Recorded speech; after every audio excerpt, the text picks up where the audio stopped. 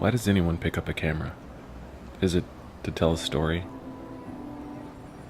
To make something that will last? To share? I do it to remind myself to be still, to slow down and see interesting details in the mundane. I wear a bracelet on my arm with flags from the countries that I've visited.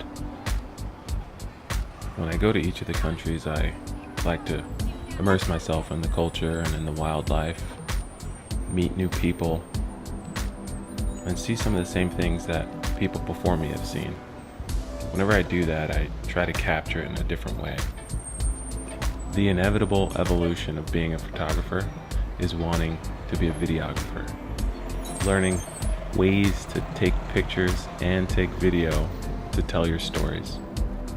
Social media and our collective shortened attention span means that we have to tell quick, interesting, and captivating stories before we lose our audience. The more interesting the story you can tell, the better. Knowing how to properly use the tools you have, from DSLRs to mobile phones, can be a major differentiator in social media and shareable content. So I like to find and create simple new ways to make my content stand out. Photography and videography used to be an exclusive club, and the price to entry was thousands of dollars for DSLRs and professional cinema cameras.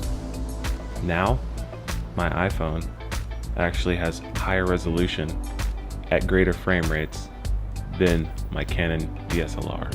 Yes, techies and spec nerds will argue about dynamic range and optical zoom and a host of other benefits of DSLRs over mobile cameras, but the fact remains that the story has to be there for the content to be good. Once you have a great story, you can enhance your content with things like transitions, music, sound effects, speed ramping, themes.